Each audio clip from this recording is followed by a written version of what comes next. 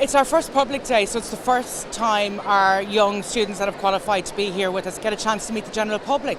Students, peers of their own from schools across the country, but also other visitors who want to come in and talk to the students and explore what's going on in science. This year, 2019, is the 50th anniversary of the moon landing, so we're celebrating that in our 3D theatre as well. I must mention the amazing exhibitions and stands that our 65 partners have here, bringing the best of science, talking about their company and getting students, visitors involved in STEM in what they're doing in their companies. The Primary Science Fair is something that BT actually, with the Department of Education and Skills, founded back in the early 2000s. So this year we've brought it back in very much into the whole exhibition. I really believe that the engagement with science and becoming a scientist actually can start when you're 1 or 2 years old. So I'm more excited really in some ways about the primary aspect of this fair and this competition because if the young people really get excited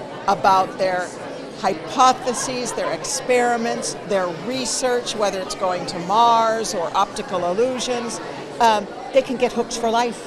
One of the things that really excites me is that in having talked to some of the girls is they are fully aware of the fact that it's important for them as girls to be engaged in science. And they like working with the boys in that regard too, but they know that they potentially have a real future there and that the country needs girls to be scientists.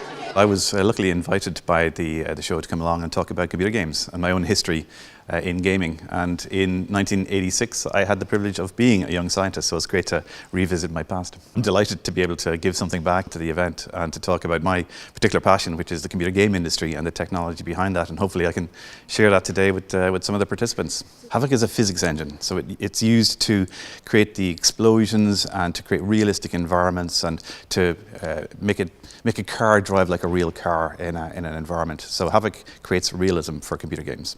Havok was a huge success. It was used in over 500 of the top console games around the world, and we estimate maybe 500 million players around the world have used or played a game that has Havok inside of it. We're from St Kieran's College, Ballygolly, and our project is the Smart Trough. Smart Trough is a new feeding trough that has a lid to protect meal from getting wet, so it has rain sensors, so that when the rain hits the probes it activates an electrical current and makes the lid close, and then when the rain dries off the sensors the lid opens again.